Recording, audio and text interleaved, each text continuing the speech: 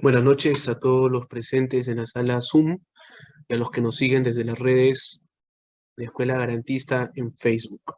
En esta oportunidad vamos a conversar sobre un tema de suma importancia que seguramente dará mucho que hablar y generará mucho debate, como son los aspectos problemáticos de la prisión preventiva. Por favor, si pudieran apagar el micro. Muchas gracias. En esta oportunidad nos acompaña la doctora Irene Hidalgo Armas, el doctor Humberto Asmat Rubio y la doctora Sonia Quiroz Santibáñez. Siempre recordando a los ponentes de que tienen un tiempo entre 10 a 15 minutos para que den su posición. Posterior a ello van a tener un límite de tiempo, una segunda ronda, en un aproximado de 5 a 10 minutos, y posteriormente nos someteremos, si es que lo viere, preguntas del público. Bien, le voy a ceder el uso de la palabra a la doctora Irene Hidalgo Armas. Ella es abogada por la Universidad Nacional Ucayali de Pucallpa, maestra en Derecho de Mención en Ciencias Penales. Actualmente ocupa el cargo de jueza de investigación preparatoria de la Corte Superior de Justicia de Ucayali. Doctora Irene, le cedo el uso de la palabra. Bien, buenas noches, doctora Alan. Gracias por cederme el uso de la palabra. Gracias a la Escuela Garantista Cerejos por la invitación a participar en este evento jurídico. Bueno, para mí esta noche es un placer y un honor estar al lado de grandes profesionales como son la doctora Sonia Quiroz y el doctor Humberto Asmat. Bueno, espero que de este debate pues sea fructífero para la comunidad jurídica que hoy nos está viendo vía Zoom, vía Facebook y por todas las redes sociales. Bien, sobre el punto de la prisión preventiva, ya para adentrarnos en lo que es nuestro tema, previamente quisiera dar un concepto, ¿no? Según Quiroz Salazar, nos dice que la prisión preventiva es una medida coercitiva personal de naturaleza provisional y es decidida por un juez de investigación preparatoria dentro de un proceso penal, teniendo como finalidad que el investigado esté sometido al proceso y no eluda la acción de la justicia o perturbe en su actividad probatoria. También tenemos que Roxy nos indica pues, que la prisión preventiva persigue asegurar la presencia del imputado en el procedimiento penal, garantizar la investigación de los hechos y asegurar la ejecución penal. Ahora, remitiéndonos a la jurisprudencia de la Corte Interamericana de Derechos Humanos, en los casos Suárez, Rosero y Acosta Calderón, pues se ha señalado que específicamente en el artículo 8.2 de la Convención se establece la obligación del Estado de no restringir la libertad del detenido más allá de los límites estrictamente necesarios, pues para asegurar que no impedirán el desarrollo suficiente de las investigaciones y que éste no eludirá de la acción de la justicia. Pues se tiene que la prisión preventiva es una medida cautelar. Bien, como sabemos ya pues en nuestra norma procesal penal, específicamente el Código Procesal Penal en el artículo 268, nos indica cuáles son los requisitos para que un juez de investigación preparatoria pueda imponer esta prisión preventiva. En primer término, tenemos a los fundados y graves elementos de convicción. Seguidamente, pues se tiene que tener una prognosis de pena superior, ¿no?, a los 4 años de pena privativa de libertad, y que el imputado, pues en razón de sus antecedentes y otras circunstancias del caso particular, permita corregir razonablemente que tratará de eludir la acción de la justicia, peligro de fuga, u obstaculizar la acción de la verdad bajo el peligro de obstaculización. Jurisprudencialmente, también la Corte Suprema ha introducido los requisitos para la prisión preventiva, cuales pues se encuentran establecidos en la Casación 626-2013 Moquegua, y me refiero pues a un debate sobre la proporcionalidad de la medida y así como la duración de la prisión preventiva. Bien, teniendo en cuenta ya estos 5 presupuestos, voy a empezar a hablar sobre los fundados y graves elementos de convicción. Al respecto, pues ya en la sentencia plenaria casatoria 1/2017, el cual ha establecido los grados de sospecha. En primer lugar, nos habla de una sospecha inicial que sería pues cuando se advierte la existencia de un hecho penalmente perseguible, que es para abrir investigación preliminar. La sospecha reveladora sería para ya formalizar la investigación preparatoria, porque ya con esta sospecha pues, se puede imputar provisionalmente el delito al imputado. Con la sospecha suficiente será cuando los elementos de convicción, cuando de estos elementos de convicción se puede extraer una probabilidad mayor que una condena, dice, a la absolución. Ello pues permite formular un requerimiento acusatorio a Fiscalía. En este punto, bueno, debo citar a la casación 247-2018 ANCASH, el cual nos dice pues que en el requerimiento acusatorio el acusado debe conocer con claridad y precisión los hechos objeto de su acusación. Y finalmente tenemos la sospecha grave, lo cual sería pues el tipo de sospecha para imponer una prisión preventiva. Esta sospecha grave dentro de nuestra jurisprudencia ha ido evolucionando, ¿no? Porque en primer término teníamos que en la casación 626-2013 Moquegua simplemente se hablaba de un alto grado de probabilidad de la ocurrencia de los hechos. Ya en esta sentencia plenaria, la 1-2017, hablamos de la sospecha grave. Finalmente, en el acuerdo plenario 1-2019, pues tenemos que la Corte Suprema ha indicado que para imponer una prisión preventiva debe haber sospecha fuerte. Esta sospecha fuerte, pues sería la necesaria para imponer esta medida de restricción, que es la última ratio de la prisión preventiva. ¿Y cuál es un nivel previo a la certeza? Ahora, en este presupuesto, en este primer presupuesto, también nos indica la casación 564-2016 Loreto que se debe, que dentro del hecho se debe evaluar conforme a los criterios propios de la teoría de la imputación objetiva y subjetiva. Bien, sobre este punto, pues una cuestión problemática que surge dentro de las audiencias de prisión preventiva, tanto al momento de oralizar el requerimiento fiscal como al momento que el juez emite su auto de prisión preventiva, es que simplemente, he leído muchas resoluciones judiciales, pues que se limitan a narrar todos los elementos de convicción, pero se olvidan de la última parte, la cual nos indica pues que se debe de hacer la vinculación. ¿Cómo sería la vinculación de estos elementos de convicción con que el imputado haya cometido ese delito? Entonces ese es un punto que dejo a consideración de los demás ponentes para que agreguen algo al respecto. Respecto al segundo presupuesto, que sería la pena superior a 4 años de pena privativa de libertad, en este punto también creo que en los requerimientos fiscales y en los autos de prisión preventiva se debe hacer un trabajo más exhaustivo, toda vez pues conforme a los niveles de sospecha que ya indiqué.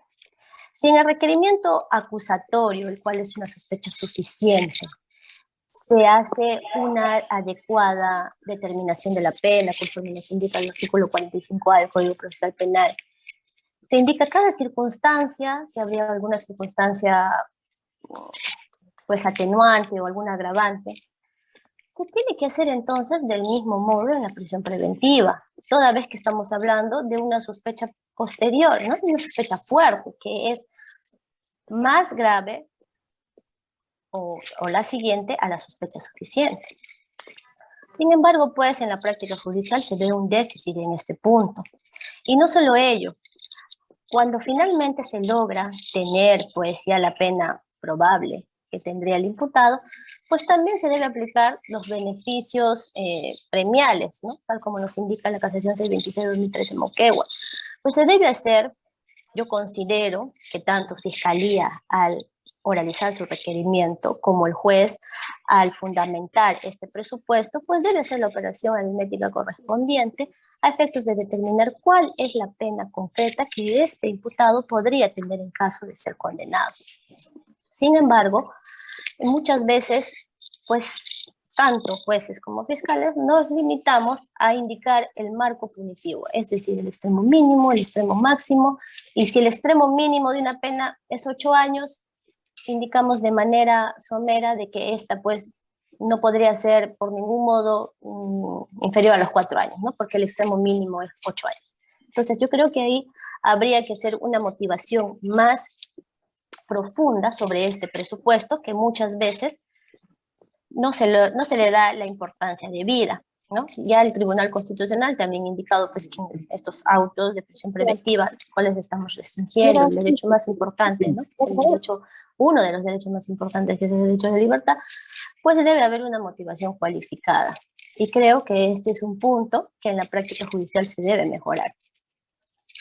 Ahora, con respecto al tercer presupuesto, que es el peligro procesal, que como bien establece el Código Procesal Penal en el artículo 269, se delimita pues lo que es el peligro de obstaculización, el peligro de fuga, y en el artículo 270 lo que es el peligro de obstaculización. Ante ello, pues también tenemos una sentencia del Tribunal Constitucional en la cual pues nos dice que no se requiere que estos dos subpresupuestos, es decir, de fuga y obstaculización, concurran simultáneamente. Solo basta que uno concurra.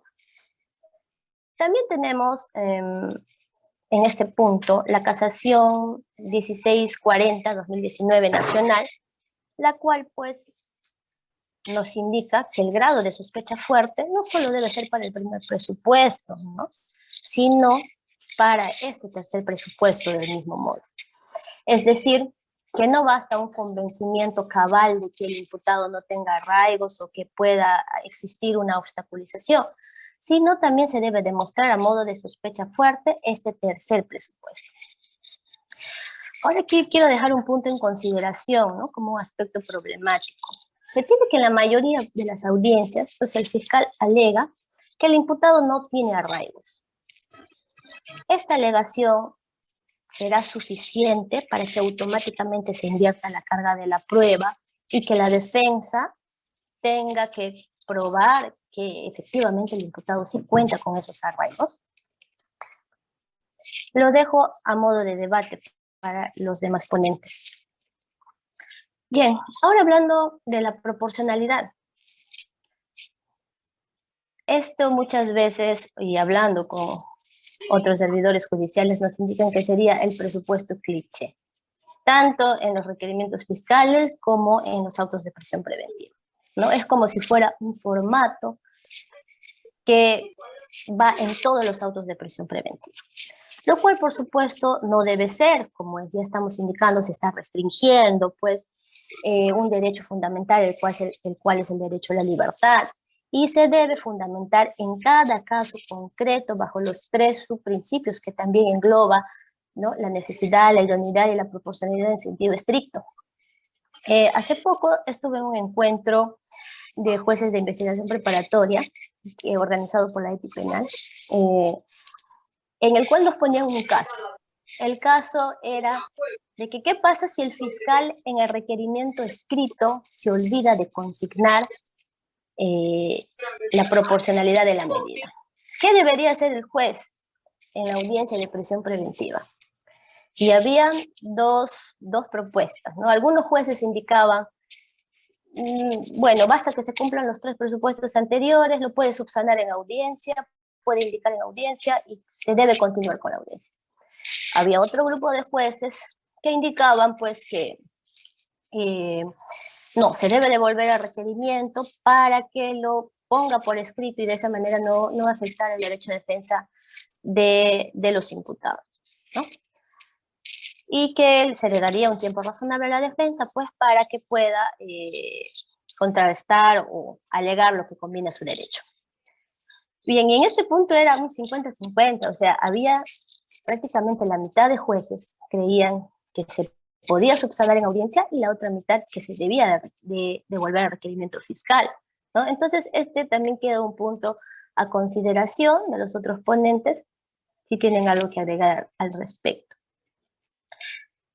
Con respecto al plazo, también es uno de los presupuestos creo que menos debatidos. Se tiene pues que un 99% de los casos el requerimiento es por el plazo máximo y no se hace la fundamentación debida. Es más, muchas judicaturas, ¿no? Tampoco hacen un análisis si es necesario, si es proporcional los 9 meses de prisión preventiva. Recuérdense que hay que analizar cada caso en concreto y del mismo modo siempre pues se opta, o la mayoría de veces se opta por el plazo máximo sin realizar un mayor análisis al respecto, lo cual pues también es un punto problemático en este tema de la prisión preventiva. Bueno, esos serían todos mis alcances, doctores. Gracias por su tiempo. A usted, doctora Irene, muchas gracias. Bien, ahora vamos a escuchar a la doctora Sonia Quiroz Santibáñez. Ella es abogada especialista en Derecho Corporativo por la Universidad San Martín de Porres, actualmente alumna del doctorado en la Universidad Nacional de la Amazonía, ex docente en materia penal de la Escuela de Suboficiales de la Policía Nacional del Perú en Iquitos, participante en diferentes cursos y seminarios en calidad de expositora, actualmente desempeñando el cargo de fiscal adjunta del cuarto despacho de investigación en la primera Fiscalía Provincial Penal Corporativa de Maynas. Doctora Sonia.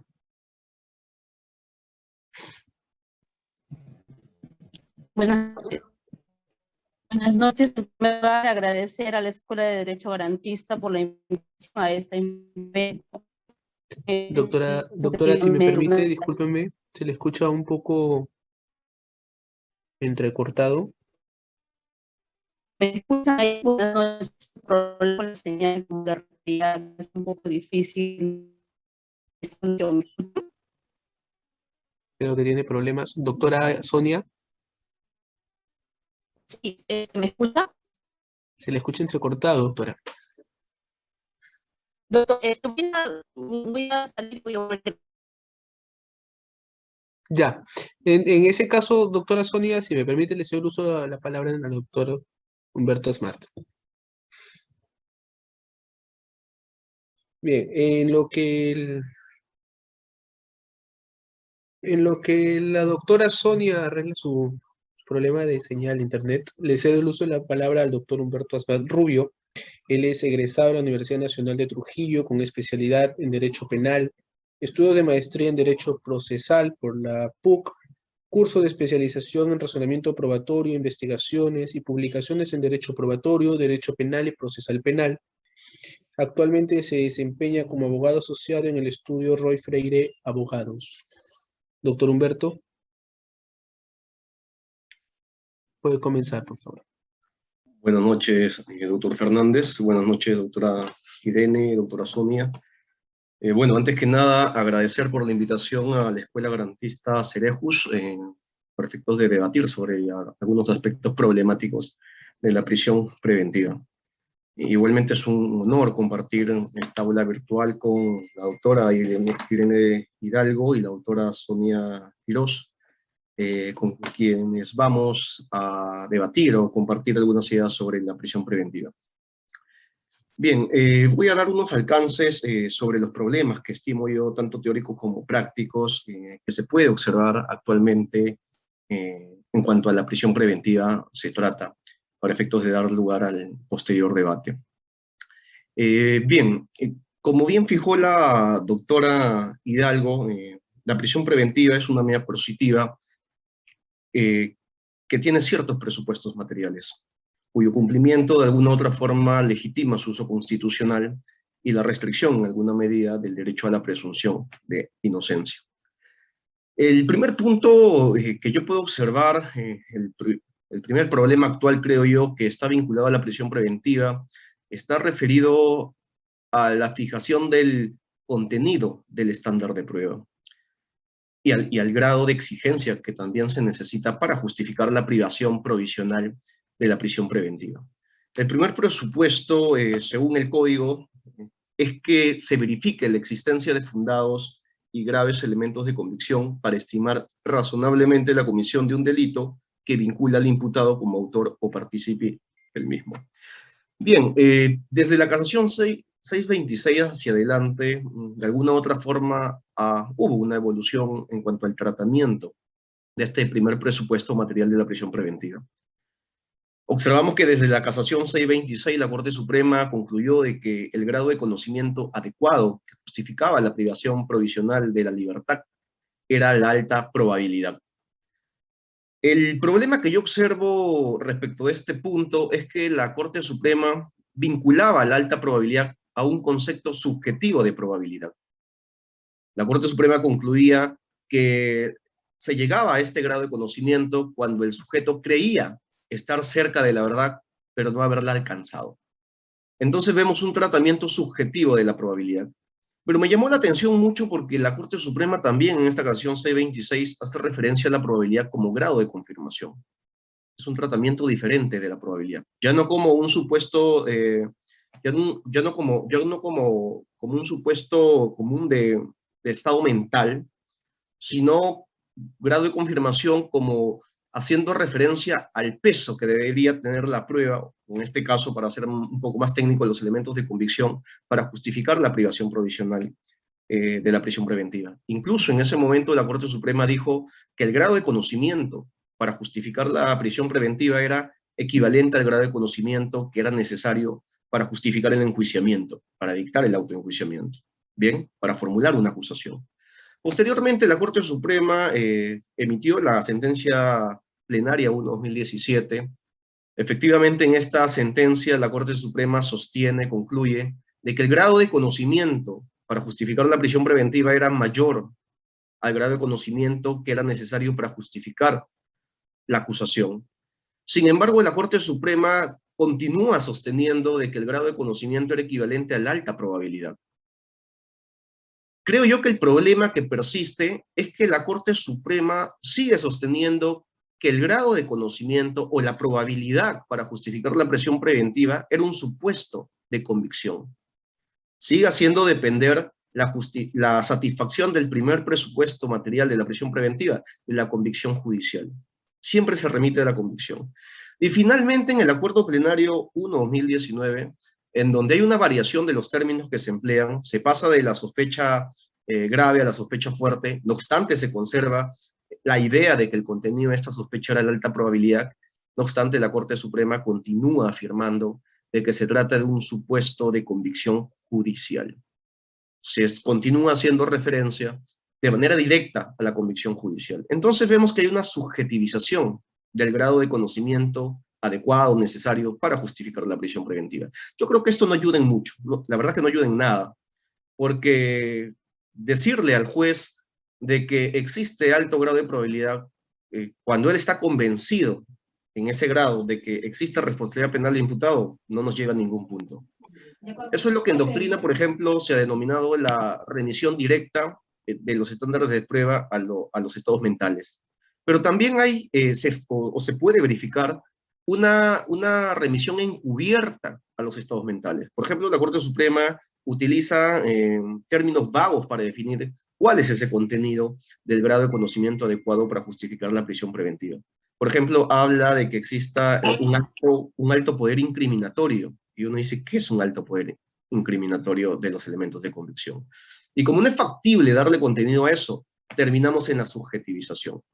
Bien, entonces, yo por lo menos veo que el problema persiste. ¿Y cuál es el problema? No recuerdo en este momento el número del auto de calificación de casación, pero la Corte Suprema en este auto de calificación concluye de que ya no es factible pedirle a la Corte Suprema que desarrolle mucho más el contenido de este presupuesto, porque ya lo hizo de manera acabada, detallada y específica en el Acuerdo Plenario 1/2019.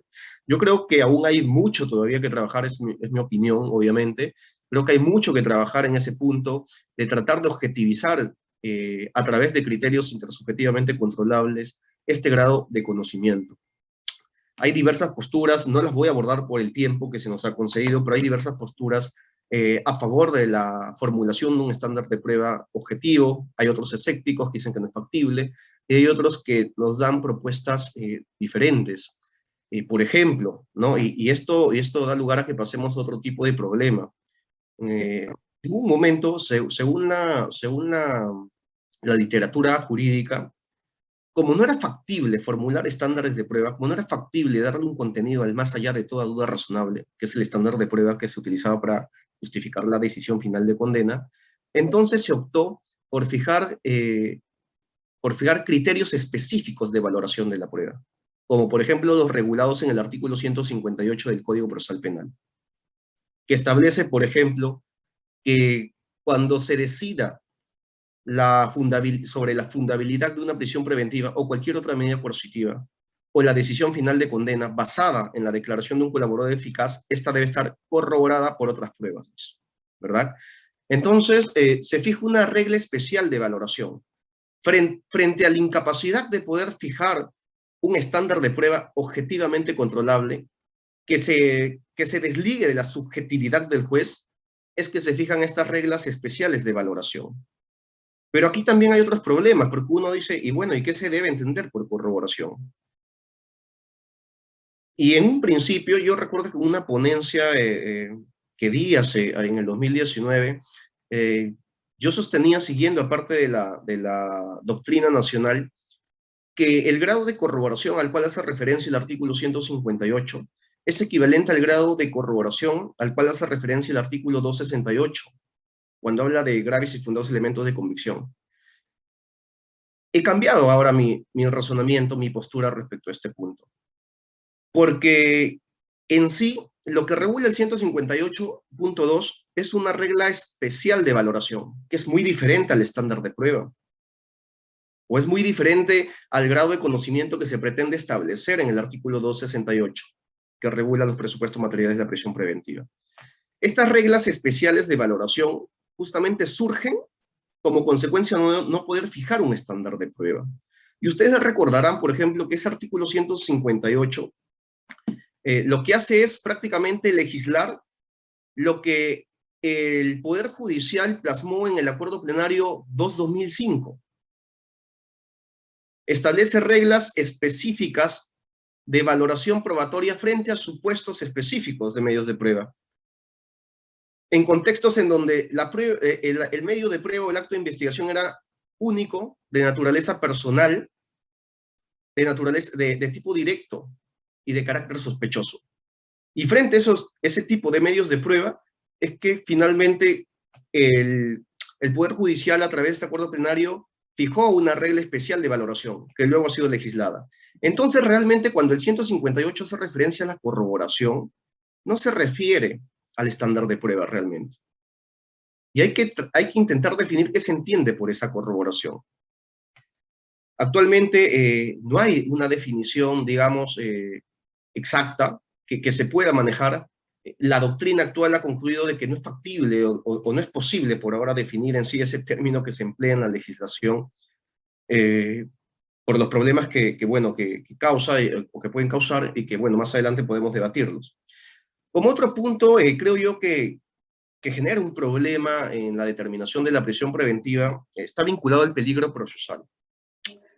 El peligro procesal en sí, si nosotros leemos, por ejemplo, el último acuerdo plenario, el 1/2019, prácticamente lo que la Corte Suprema nos dice es de que la hipótesis que afirma la existencia de algún tipo de peligro procesal, ya sea de fuga o de obstaculización, es objeto de prueba, puede corroborarse.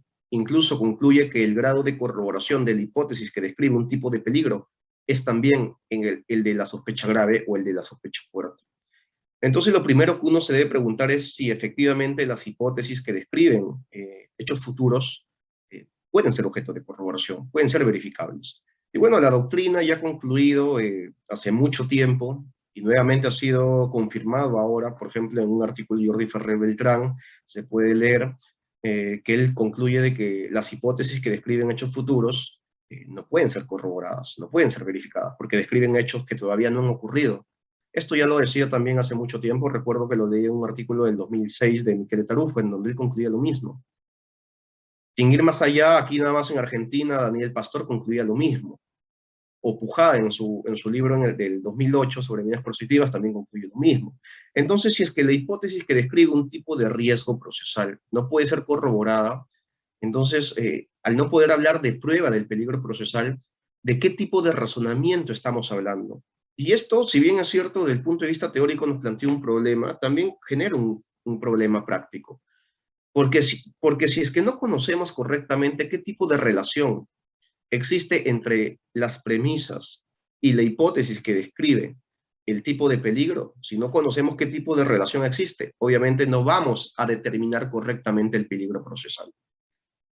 Actualmente se cree de que la relación que existe o se sostiene que la relación que existe entre las premisas que describen cierto tipo de circunstancias, como por ejemplo los arraigos, y la hipótesis que describe el riesgo de fuga o de obstaculización, es una relación de confirmación, o sea, una relación probatoria. Mi opinión es de que no es así, y me baso también en lo que dicen algunos especialistas en la materia. Por ejemplo, Debicki dice que en sí la relación entre las premisas y la hipótesis que describe un evento futuro en sí es una relación de calificación. Algunos han tratado de establecer una relación probatoria basándose en estadísticas y no han podido hacerlo. Entonces, es necesario desde el punto de vista teórico entender primero de qué tipo de relación estamos hablando para basándonos en este conocimiento, fijemos criterios que nos permitan determinar de una manera correcta el peligro procesal. Porque realmente es común ver de que en un requerimiento de prisión preventiva o en una resolución que justifica una prisión preventiva, se enumera la concurrencia de ciertas circunstancias, pero no se justifica de manera fundada y razonable cómo es que se llega a concluir que existe realmente un peligro de fuga o un peligro de obstaculización. Entonces creo yo que ahí el problema aún persiste. Y prueba de ello es de que existen demasiadas casaciones sobre el peligro procesal que determinan justamente la incorrecta determinación de este peligro. Bueno, para respetar el tiempo, dado que ya estoy en los 12 minutos creo, quisiera hacer referencia a otro problema que está vinculado justamente al problema de la aplicación del principio de proporcionalidad. Específicamente del subprincipio de necesidad. Si es que no podemos determinar correctamente el peligro de fuga o de obstaculización, porque no tenemos criterios que de manera, digamos, exacta nos permitan determinarlo, tampoco vamos a poder realizar de manera correcta el juicio de necesidad.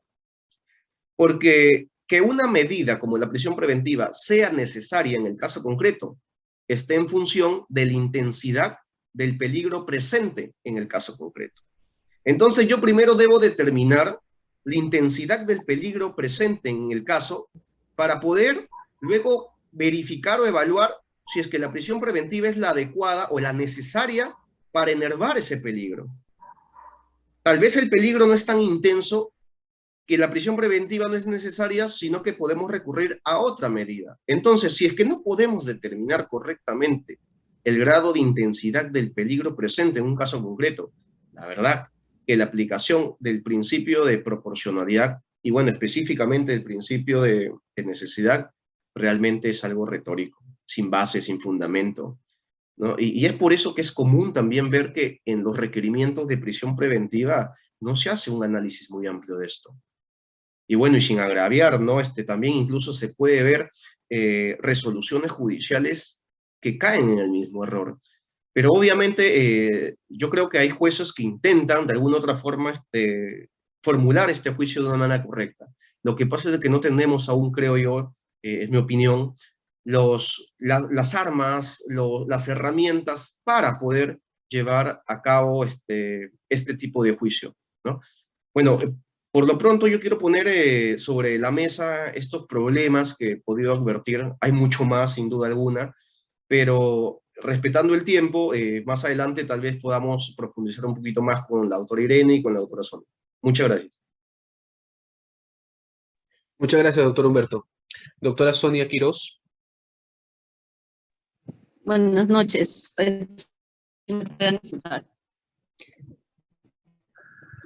¿Me escucha? Buenas noches. Sí, ahora sí. Tiene el uso de la palabra, doctora. Gracias. Agradecer, pues, por la invitación a este gran evento, ¿no? A fin de poder lograr, pues, mejores perspectivas, ¿no? Que es pues, una medida de coerción personal totalmente estricta, no restringida. En ese sentido, bueno, voy a precisar en primer término, ya lo han referido los ponentes anteriores. Bueno, la prisión preventiva también prisión personal excepcional, ¿no? Que se da pues a solicitud del fiscal, es decir, que tiene el principio de información, no es que el juez lo haga oficio, sino el fiscal es el que lo va a solicitar. Y la posibilidad de que el juez prive a una persona de su libertad sin haber sido pues, condenado por un delito, ¿no? Y esto significa que ingresa a un centro penitenciario y que permanezca aquí hasta que dure el proceso penal. Pero en ese sentido debemos entender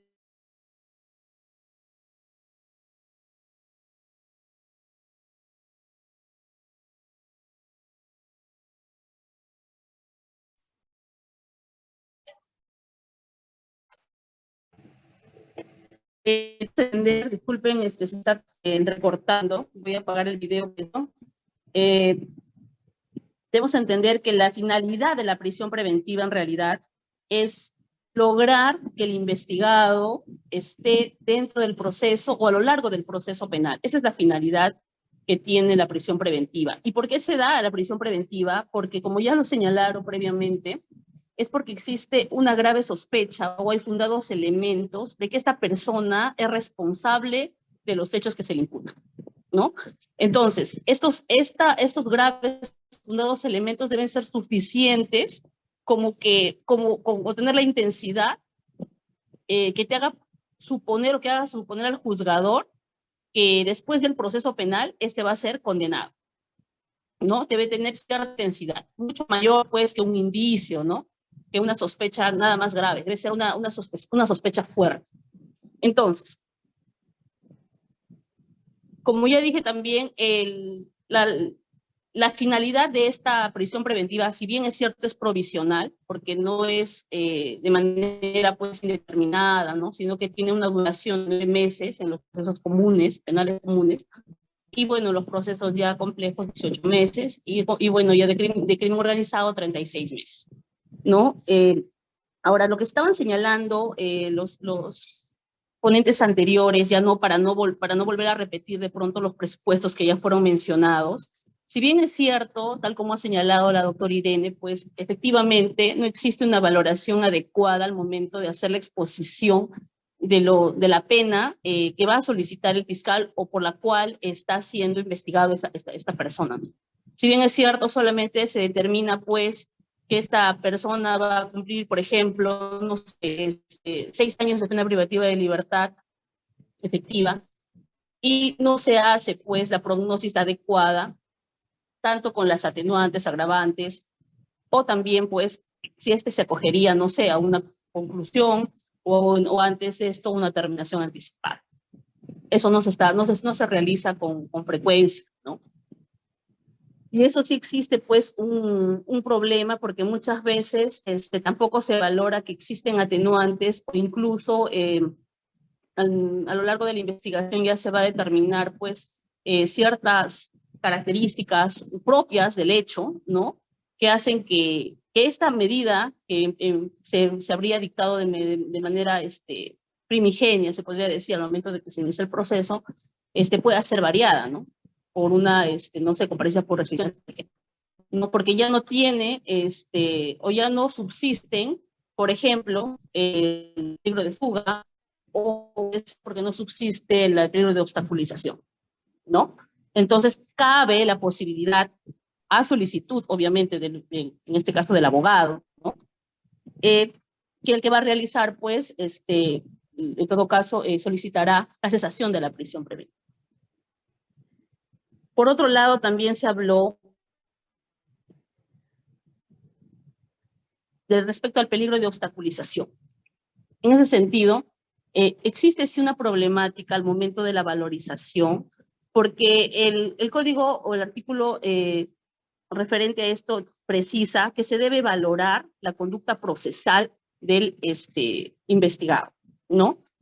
Esto quiere decir, y muchas veces se ha discutido en algunas audiencias de prisión preventiva, que nosotros como fiscalía no verificamos la conducta que ha tenido este investigado, porque muchas veces ya esta persona es, si bien es cierto, puede ser que no sea habitual, pero sí ya es proclive a la comisión de ilícitos. Entonces, se verifica su conducta anterior, ¿no? Si es que de pronto ha estado en el proceso o simplemente está como no ha habido, ¿no? Eso también, particularmente sí lo he expuesto en una audiencia de prisión preventiva que se ha valorado. Eso no se considera una vez, ¿no? Entonces nos valora la conducta procesal de esta persona en los procesos posteriores. Ahora, respecto a lo que se refirieron, si se debe determinar que estos elementos de convicción deban ser una calidad de prueba. Considero, y es mi opinión, que la prueba se va a considerar como el número de esta actuación. En todo caso sería una prueba. Nosotros llevamos al juzgado cuando se actúe y sea objeto de examen y bueno, pase ya para juicio y sea valorado, ya será un medio de prueba, ¿no? Que dará pues, le dará certeza o no. Pues,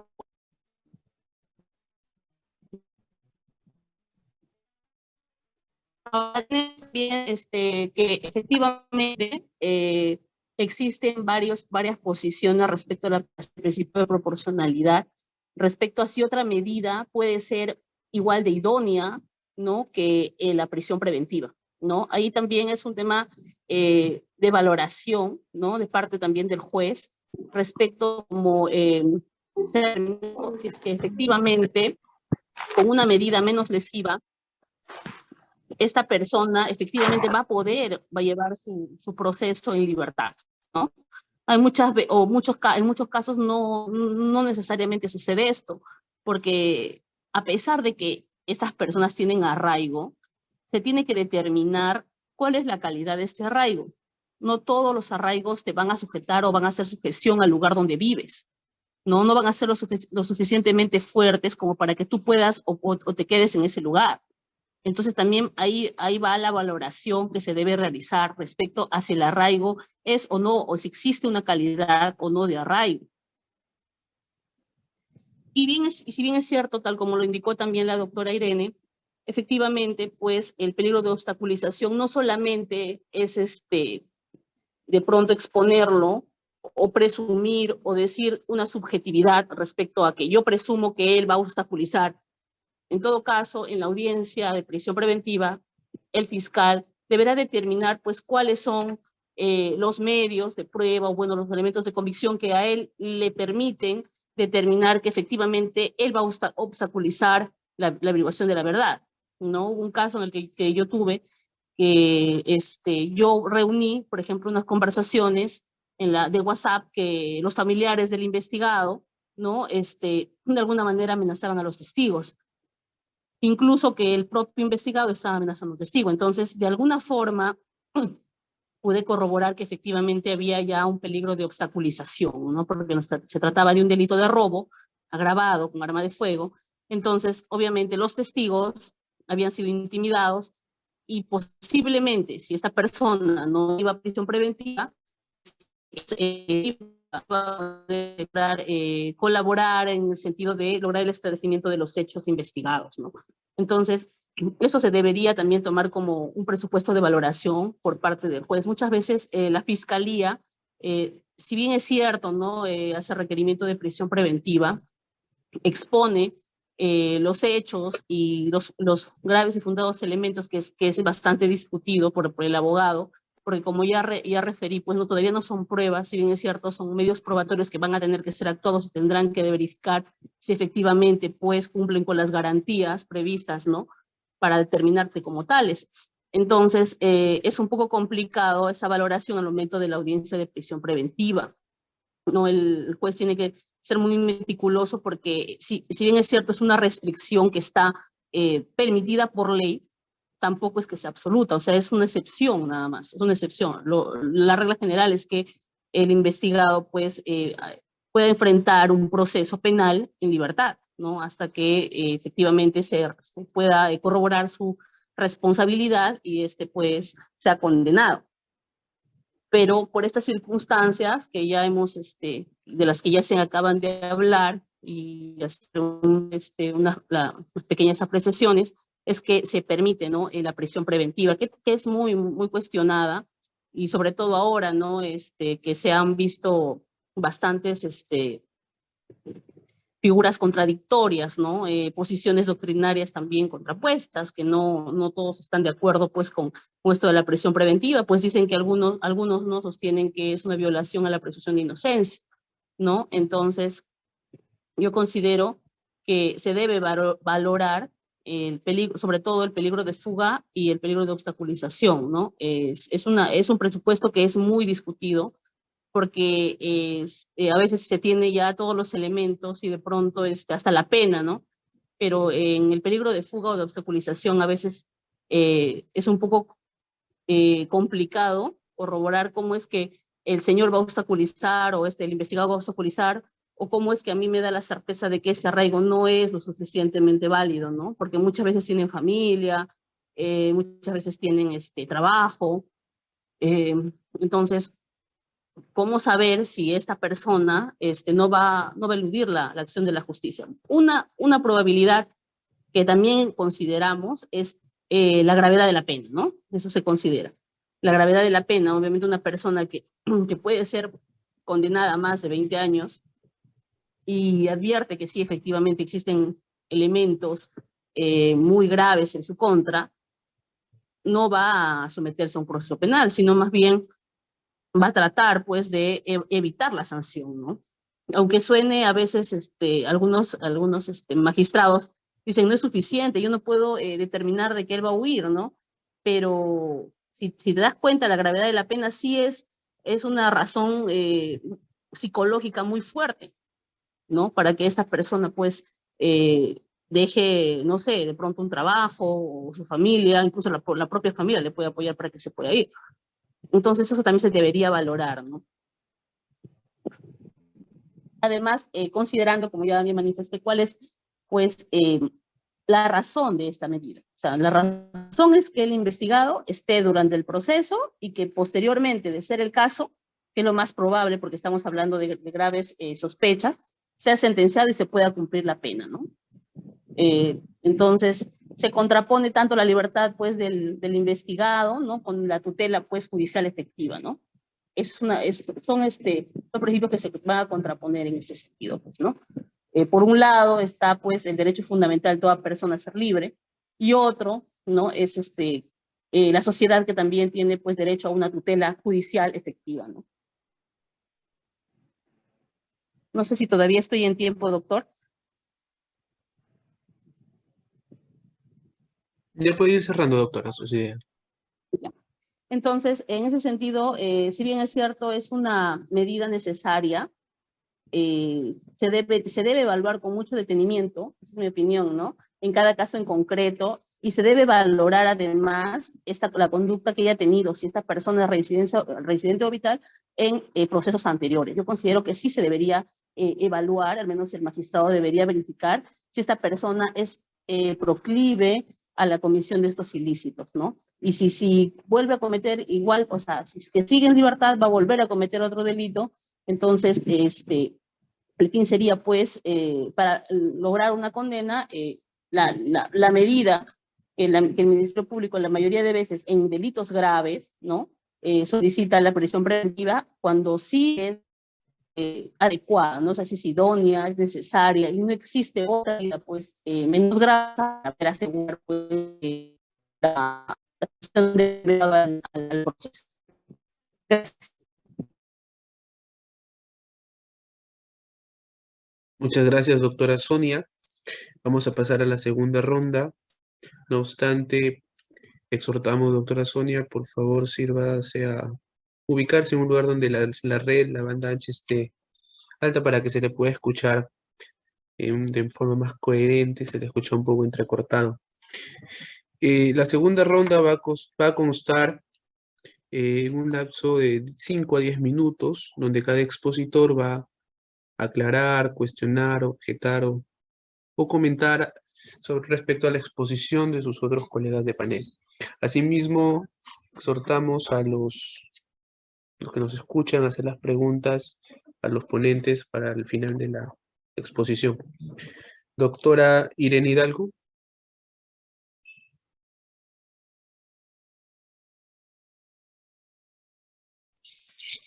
Puede comenzar, doctora. Bien. Gracias, doctor.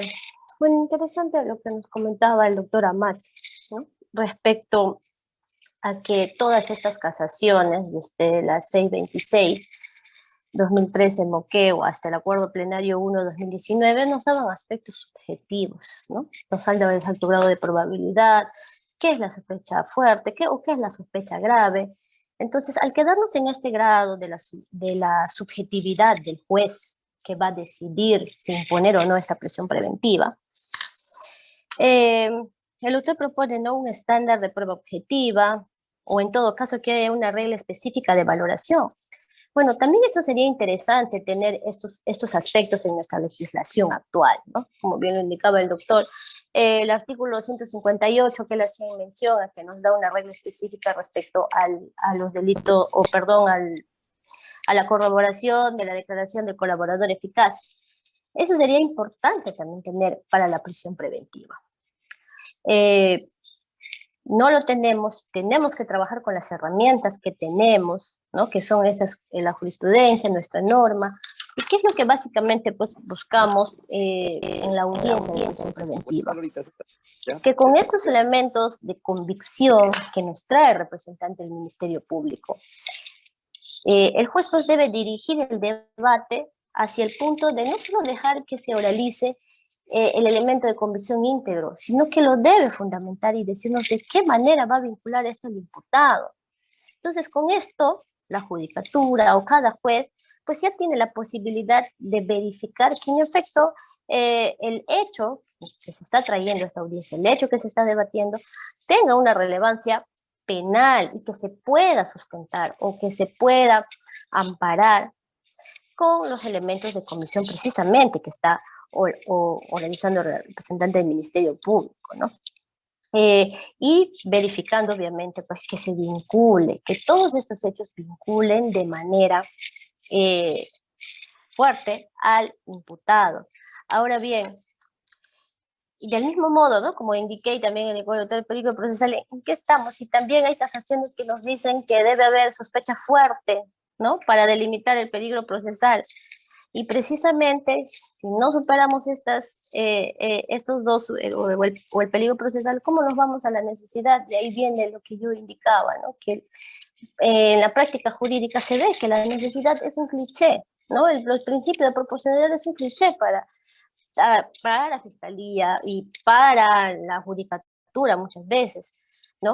Que no hace, ya no estamos hablando acá de un juicio de subsunción, ¿no?, sino que no hace una ponderación correctamente.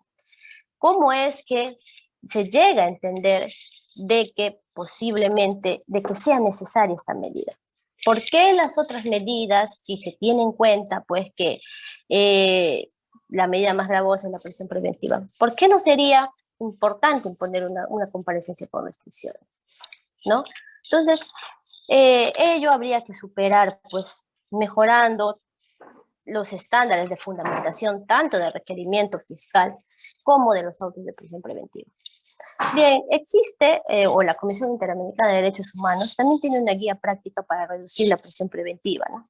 En ella no existe, si bien es cierto, como indica el doctor, una regla específica o un estándar de prueba objetiva, porque ello nos habla de todo el sistema, ¿no? Cómo debería cambiar todo el sistema, desde el sistema penal, los defensores públicos, la judicatura, fiscalía, ¿no? ¿Cómo debería cambiar para poder reducir la prisión preventiva?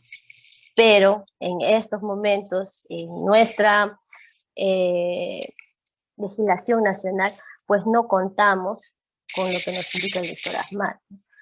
Sería importante tener a efectos de poder uniformizar criterios, porque como él bien indica, ¿no?, es subjetivo muchas veces esto, y todo depende del grado de convicción que tenga el juez para determinar si eso es un fundable elemento o no, ¿no? Eso es lo que quería compartir. Muchas gracias, doctora. Doctor Humberto, Gracias, doctor en Fernández. esa misma línea, por favor. Sí, a ver, bueno, básicamente continuando las ideas desarrolladas por la doctora Hidalgo, que efectivamente, o sea, concuerdo con lo que viene afirmando. Bueno, se buscaba hacer un debate, pero concuerdo absolutamente con lo que viene afirmando. Tal vez ahí dar unas ideas más. Yo estoy de acuerdo, por ejemplo, cuando la doctora de manera expresa sostiene, concluye, de que es tarea, por ejemplo, de quien formula el requerimiento de prisión preventiva al momento de presentar los elementos de convicción que van a justificar que ésta se declare fundada, hacer una extracción de la parte pertinente de los elementos de convicción.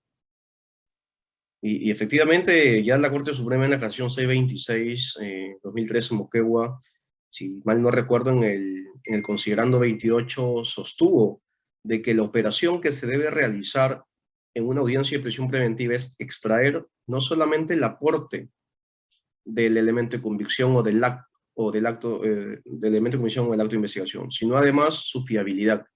Y obviamente cuando habla de la extracción del aporte, está hablando de la extracción de información que es pertinente para poder justificar una conclusión sobre la vinculación del imputado con el hecho y sobre el hecho.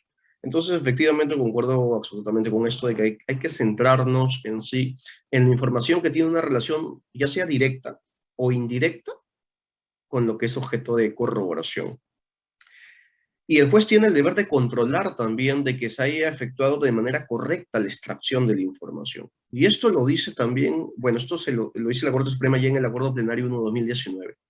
La Corte Suprema sostiene que se debe hacer un cotejo de que la información que el fiscal dice que se extrae de un elemento de convicción, efectivamente lo es. Verificar de que el fiscal, por ejemplo, no haya tergiversado la información que se está extrayendo. O en el caso del abogado, que el abogado no haya tergiversado el sentido de la información que extrae de los elementos de convicción de descargos presentados.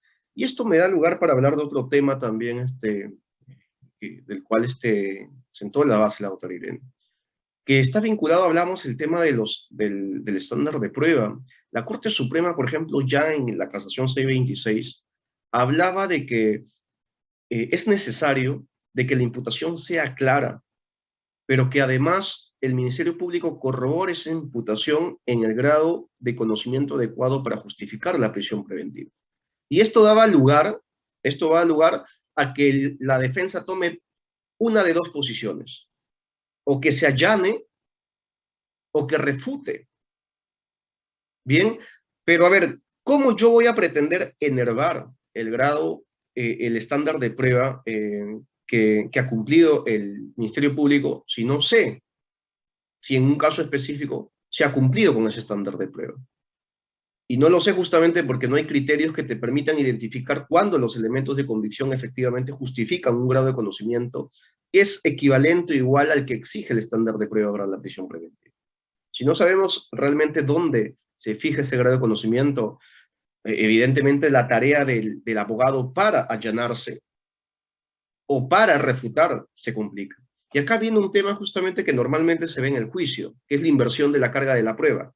Oiga, señor, si es que en juicio, el Ministerio Público acredita más allá de toda duda razonable su hipótesis, entonces usted tiene la carga de refutar el grado de conocimiento que se generó respecto a esa hipótesis o alegar una hipótesis de explicación alternativa compatible con la inocencia, de tal forma que genere la duda sobre el estándar de prueba ya satisfecho. Y esa forma de razonar se traslada a la prisión preventiva. Oiga, si el Ministerio Público cumple con el estándar de, vamos a utilizar la denominación de la Corte Suprema, con el estándar de la sospecha fuerte, usted, abogado defensor, tiene la carga de enervar ese grado de conocimiento. De otra forma, se le va a privar de manera provisional a su patrocinado de su libertad. Bien, entonces, obviamente que contar con un estándar de prueba da lugar a que pueda hacerse operativa esta inversión de la carga de la prueba en una audiencia intermedia como es la prisión preventiva. Pero además también permite que el Ministerio Público actúe con objetividad. Si bien es cierto, se habla mucho de la objetividad en el ámbito investigativo, también existe el principio de objetividad en el ámbito requirente. Hay un artículo muy bueno del doctor, bueno, no recuerdo bien su nombre, donde desarrolla el alcance del principio de confianza, perdón, el alcance del principio de objetividad en el ámbito requerente, y habla de una dimensión normativa y una dimensión epistemológica. Y justo yo revisando el código veo de que efectivamente nuestro código sí regula el principio de objetividad en el ámbito requerente, cuando establece de que el Ministerio Público solo solicitará medidas coercitivas cuando correspondan. ¿Qué quiere decir? Cuando desde la perspectiva del juez corresponda dictar una medida de esa naturaleza. Entonces, para ello necesitamos justamente un estándar de prueba. Si es que el fiscal dice, a ver, los elementos con los cuales cuento ahora no satisfacen el grado de conocimiento que se exige para la prisión preventiva, entonces no lo requiero, porque el juez me lo va a declarar infundado. Entonces, ¿es necesario contar con un estándar de prueba que se desvincule de la referencia a los estados mentales? Claro que sí. Y bueno, finalmente, para acabar, también reafirmar la idea de la doctora Irene de que es necesario contar con criterios más específicos y más precisos para la determinación del peligro procesal. Realmente esto es difícil, desde, bueno, las lecturas a las cuales he podido tener acceso, he visto, por ejemplo, en el 2006, se quejaban mucho de este catálogo legal que tenemos, que realmente no son circunstancias que te permitan determinar de manera exacta si existe un peligro o no, no obstante lo seguimos utilizando. Y obviamente el problema, que es insuperable, es que estamos frente a un juicio pronóstico. Y frente a un juicio pronóstico siempre va a haber lugares para la duda. Concluyo con esto. Lo que eso sí creo yo, siguiendo a Sánchez Vera Gómez Treyes, es de que no puede haber dudas, ni tampoco debe corroborarse en alta probabilidad las circunstancias que sirven de premisa para fijar el peligro procesal. Las circunstancias que sirven de premisa para fijar el peligro procesal deben ser acreditadas todas en grado de certeza. Por ejemplo, con esto concluyo, si la circunstancia para fijar el peligro procesal es el arraigo laboral, yo no puedo decir acredito el arraigo laboral en alto grado de probabilidad y a partir de ello infiero el peligro. No. El arraigo laboral, el arraigo domiciliario, debe estar probado a nivel de certeza.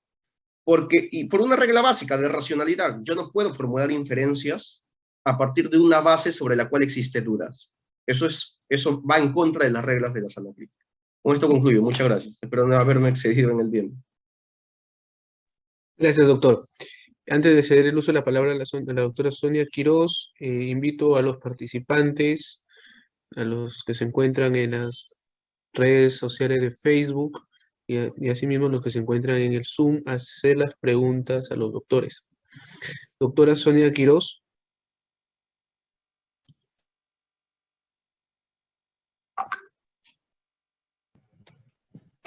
Sí, doctor.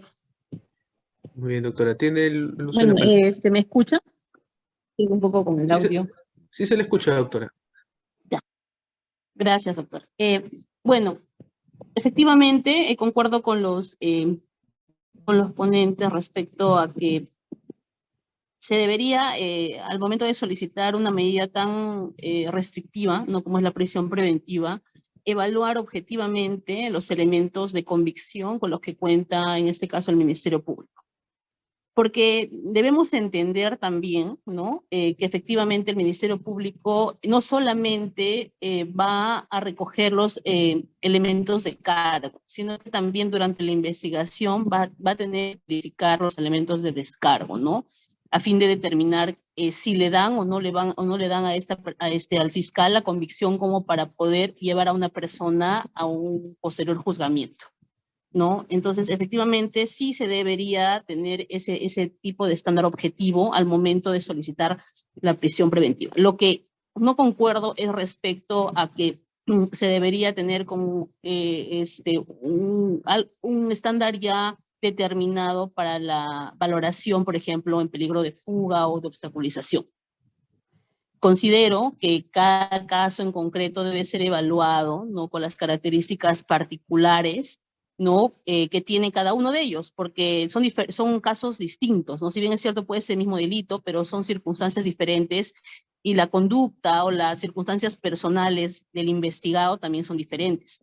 Entonces, ahí está la tarea tanto del Ministerio Público como también de valoración de parte del juez, de verificar que efectivamente, como ya señalé hace unos minutos, ¿no?, que sea suficiente tanto el arraigo con el que pueda contar el investigado, y también en este caso si se postula la obstaculización, ¿no?, en la investigación, determinar si efectivamente este presupuesto se da, ¿no? Si se podría corroborar, porque tampoco no solamente es mencionarlo, sino que de alguna forma el fiscal debe corroborar o debería verificar que efectivamente darle certeza al juez que existe esta posibilidad, pues, de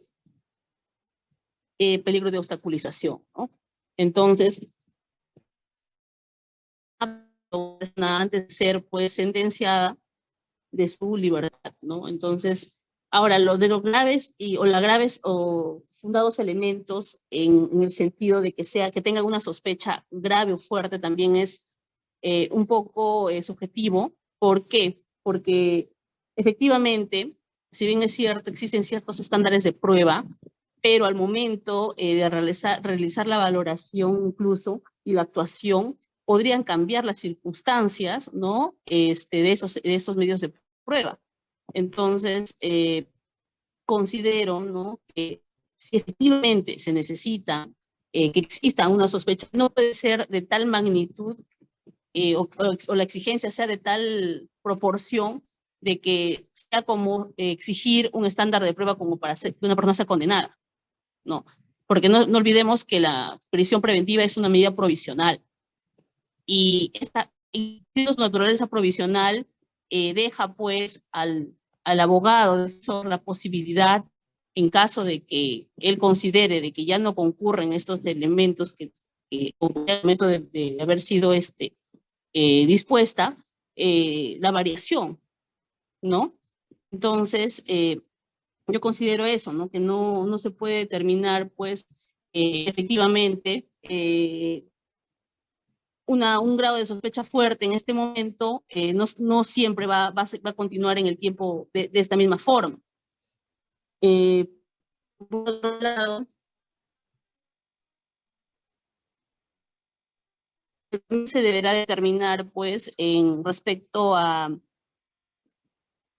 tema proporcional de la medida, ¿no? Se deberá determinar, pues, si efectivamente, o el fiscal debe evaluar, porque no olvidemos que, como ya referí, se debe postular, el fiscal es el que postula, el que solicita, y es el juez el que va a hacer la valoración del requerimiento que el fiscal presente.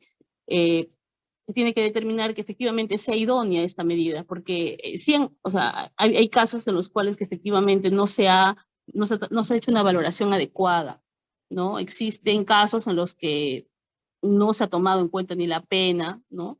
Y muchas veces no declaran infundada la prisión preventiva, ¿no? Porque no se ha considerado, por ejemplo, como ya señaló la doctora, de que esta persona se puede acoger a una terminación o una conclusión anticipada, ¿no? Entonces, esas circunstancias hacen, pues, que el juez, pues, declare infundada. Incluso en el distrito fiscal donde donde yo trabajo, hubieron casos en los cuales el Ministerio Público efectivamente había solicitado prisión preventiva, y de pronto el juez advirtió que no concurrían y que era, pues, algo, se podría decir, evidente, ¿no? Que no cumplían con los presupuestos, sino que simplemente se había realizado por un tema a veces de presión mediática.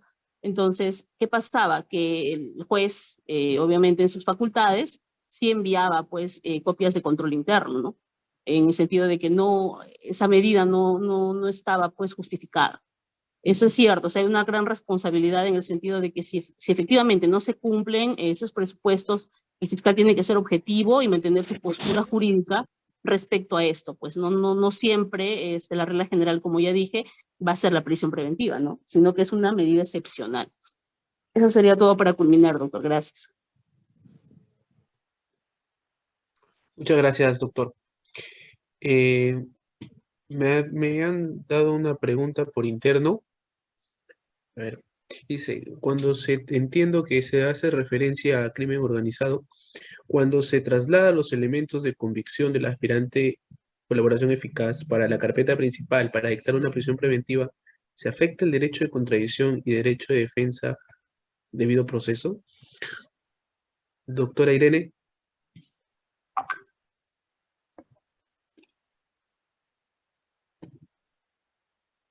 Doctora Irene. ¿Aló? ¿Sí? ¿Me escucha? Sí, se le escucha, doctora. Respecto a esa pregunta, su posición.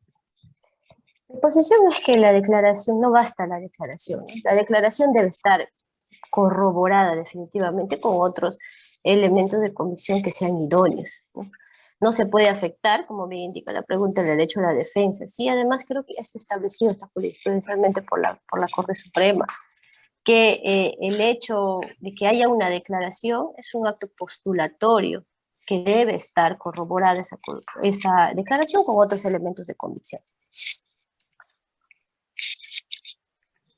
Muchas gracias, doctora. Doctor Humberto, ¿desea? Sí, gracias, doctor Fernández. Bien, yo creo que hay que tener en cuenta, bueno, en principio el código regula de manera expresa que el proceso de colaboración eficaz es un proceso especial en donde está presente la contradicción para la formación de los actos de investigación, ¿no? Ya sea para tomar la declaración del colaborador como para los actos de investigación que van a servir de corroboración dentro de ese proceso. Bien, yo creo que hay que tener aquí en cuenta lo siguiente. Hay actos de investigación que son de formación procesal y hay actos de investigación que no lo son. Por ejemplo, los documentos son medios de prueba que no son de formación procesal. Estos son por naturaleza prueba preconstituida.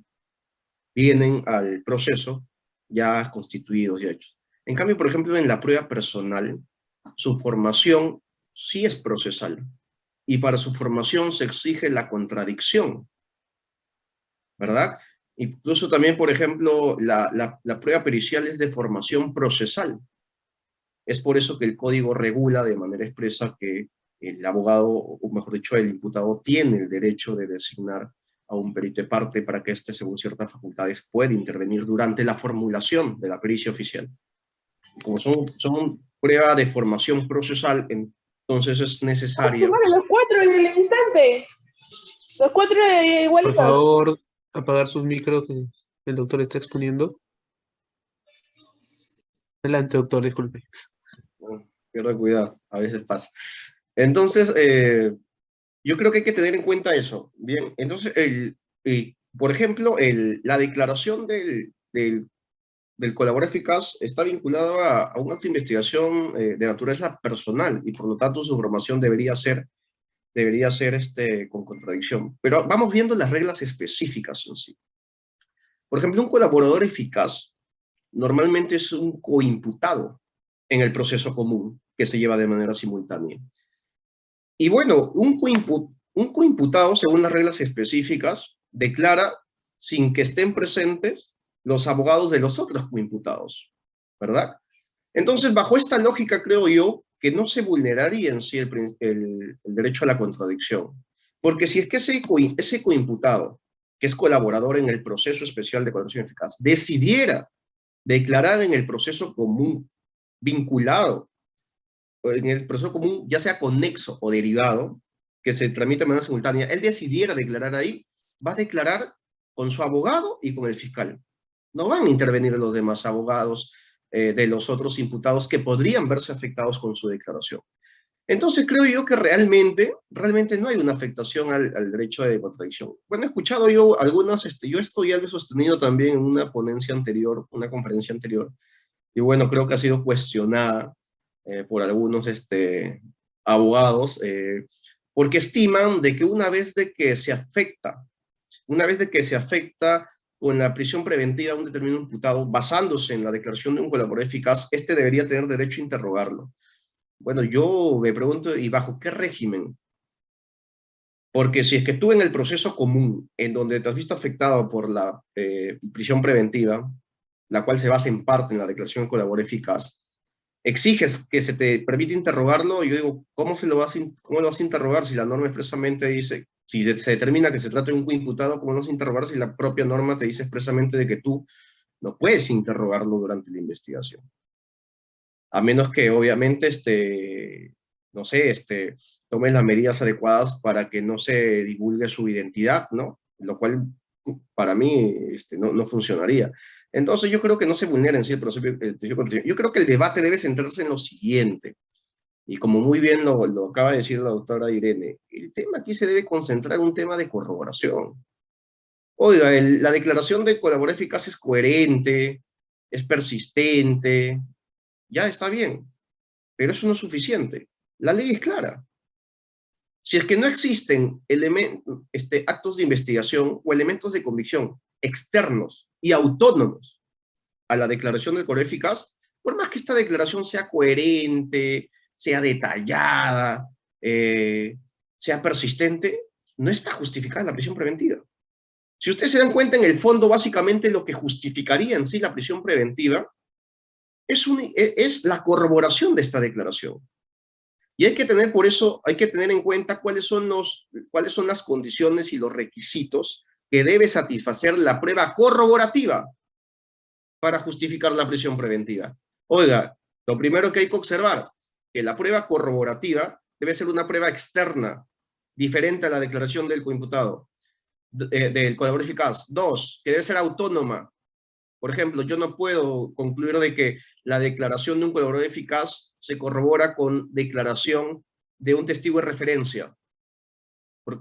Y que en este caso, este testigo de referencia tomó conocimiento de los hechos por el dicho del colaborador. Si no hay autonomía, el elemento de convicción corroborativo debe ser externo y autónomo. Hay que ver también qué condiciones deben haberse satisfecho para que ese medio de prueba corroborativo realmente corrobore la declaración del colaborador eficaz. Por ejemplo, si es que la declaración del colaborador ha sido tomada sin contradicción, lo correcto sería que la prueba corroborativa sí haya sido tomada con contradicción. Porque si es que se trata de un acto de investigación, un elemento de convicción que ha sido tomado sin contradicción, entonces estás corroborando algo que ha sido tomado sin contradicción con algo que ha sido tomado sin contradicción. Yo creo que ahí, por ejemplo, hay que establecer por eso cuáles son las condiciones que debe satisfacer la prueba corroborativa y cuáles son los requisitos que también deberían cumplirse. Yo concuerdo absolutamente en esto con la doctora Irene. Para mí el uso de la declaración del colaborador no contraviene el derecho a la contradicción, y más bien deberíamos centrarnos, hallar bien el punto controvertido, o el punto focal, como dirían los italianos, ¿no? Y este se centra en sí en la corroboración. No hay corroboración, por más que la declaración del colaborador sea uniforme, coherente, persistente, detallada, esta no es suficiente. Corroboración, señor. Esa sería mi conclusión respecto de esta pregunta. Muchas gracias, doctor. Me informan por interno de que la doctora Sonia Quiroz ha tenido problemas con su red. Son cosas que pasan en nuestra transmisión en vivo. Hay una segunda pregunta, realizada por el doctor Ricardo Mellares. Pregunta: si el acuerdo plenario 1/2019 desarrolla los parámetros del peligro procesal respecto a una hipótesis que se ha realizado o una hipótesis futura. Doctora Irene.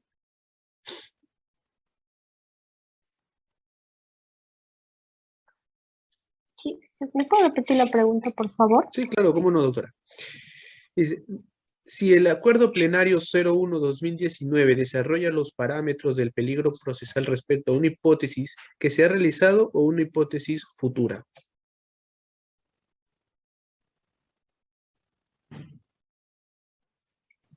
Bien, yo creo que aquí lo que nos dice es a una hipótesis futura, toda vez que nos habla que se tiene que corroborar pues la posesión, ¿no? Nos dice que el arraigo domiciliario, el arraigo familiar, hasta en este acuerdo plenario también nos habla del arraigo social, ¿no?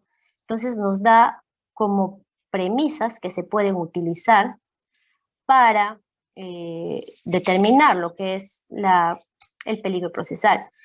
Y precisamente ahí incidía de que estas cuestiones pues, son subjetivas, ¿no? Como lo indicaba el doctor Humbert, que no nos dan criterios específicos, por ende, determinar el grado de sospecha fuerte en este presupuesto también entra en el grado de subjetividad del juez. Es por ello pues que habría que evaluar obviamente cada caso en concreto, ¿no?